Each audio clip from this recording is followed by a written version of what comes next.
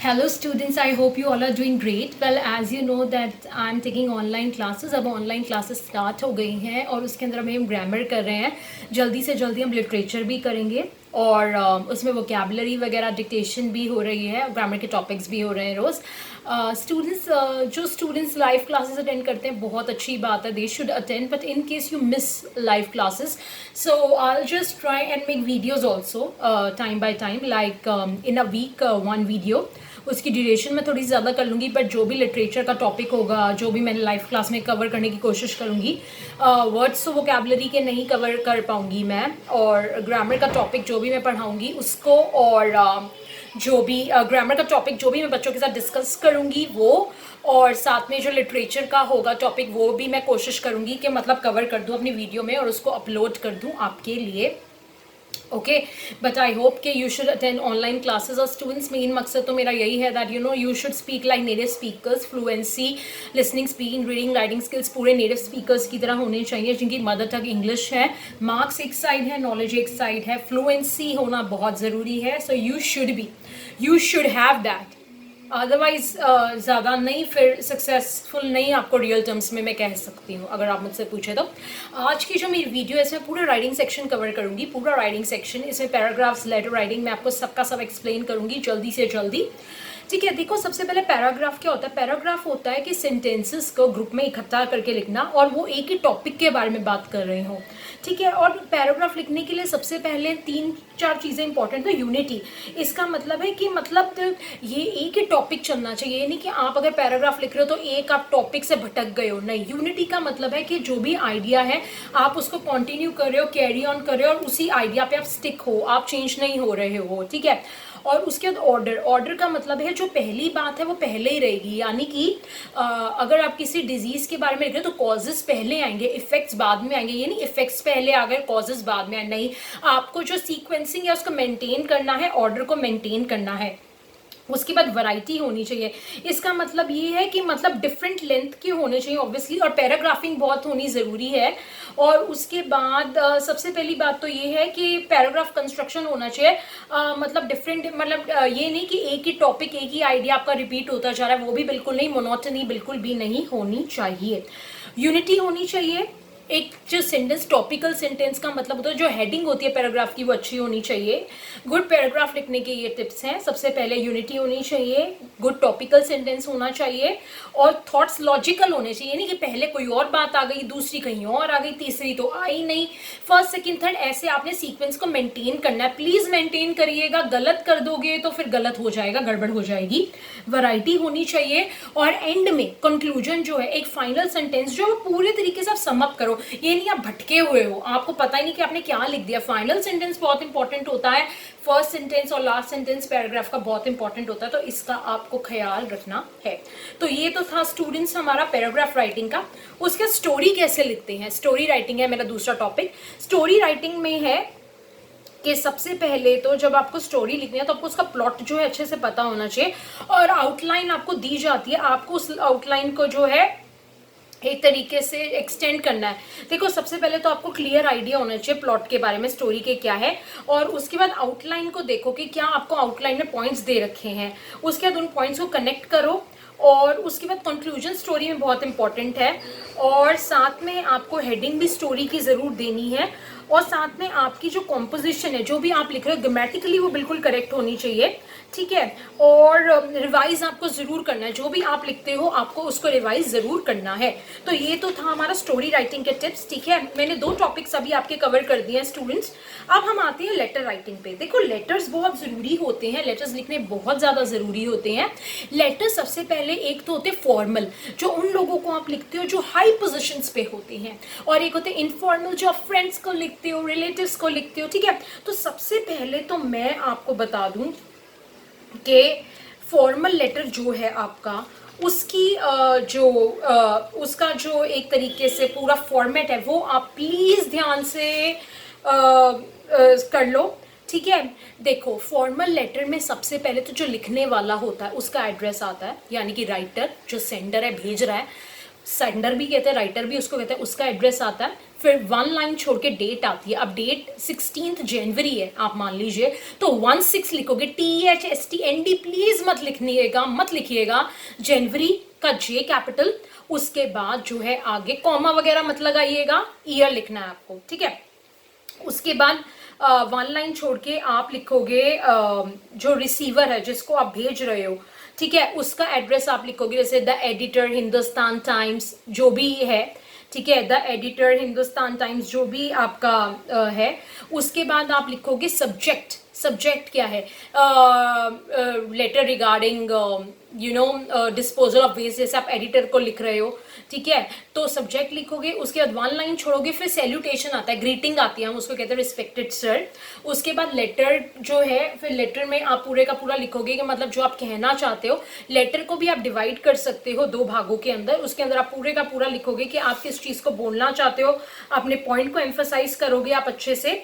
उसके बाद आप एंड में जो है लिखोगे थैंकिंग यू, और एडिटर को लिख रहे हो तो योर्स फेथफुली, अगर प्रिंसिपल्स को लिख रहे हो, हेड्स को कहीं पे लिख रहे हो तो योर्स सिंसियरली। फिर आप अपना नेम लिखोगे, फिर आप अपने सिग्नेचर करोगे, ठीक है। तो ये चीज़ आपको जो है बहुत ज़्यादा इम्पॉर्टेंट है, ये आप लोगों को आनी चाहिए, यही फॉर्मेट आपको अपनाना है। उसके बाद है आपका इनफॉर्मल लेटर। अब इनफॉर्मल लेटर होता है वो हम अपने फ्रेंड्स को लिखते हैं। इनफॉर्मल लेटर्स में सबसे पहले क्या आता है, इनफॉर्मल लेटर्स में सबसे पहले आता है कि आपका जो एड्रेस है, ठीक है, सबसे पहले तो आपका एड्रेस आ जाता है। उसके बाद डियर जो भी फ्रेंड का नाम है वो आ जाता है, और उसके बाद आप पूरे का पूरा लिखोगे, और एक फ्रेंडली टोन रखनी है, फॉर्मल टोन इसमें नहीं रखनी है, फ्रेंडली टोन रखनी है, फॉर्मल टोन नहीं रखनी है। और उसके बाद पूरे का पूरा एक तरीके से वार्म जेस्चर्स होते हैं पूरे इसके अंदर जो भी लेटर आप लिखते हो।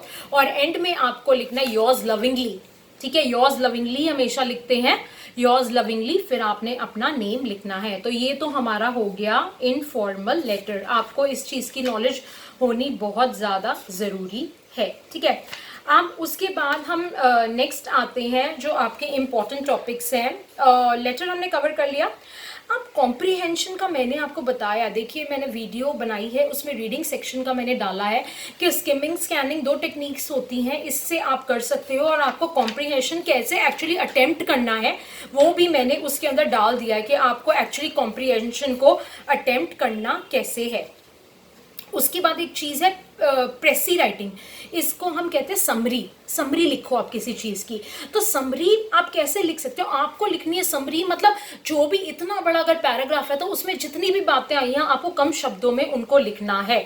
तो इसमें सबसे पहले तो समरी में आप शॉर्ट ही होगा ऑब्वियसली ओरिजिनल से, और इम्पॉर्टेंट डिटेल्स आप लिखोगे, और साथ में जो है आपने हेडिंग भी उसमें लिखनी है, ठीक है। अब प्रोसीजर क्या है पूरे का पूरा लिखने का, कि सबसे पहले तो आप रीड करो कि भाई क्या बोला गया है पूरे पैराग्राफ के अंदर, और उसके टाइटल जो है आपने ज़रूर लिखना है, और फिर डिटेल्स जो है मेन इंपॉर्टेंट वो आपने समरी में लिखनी है। समरी 50 वर्ड से ज़्यादा नहीं होती है, तो आपने 50 वर्ड्स पे जो है वो कायम रहना है, उससे ज़्यादा आपने नहीं लिखनी है समरी।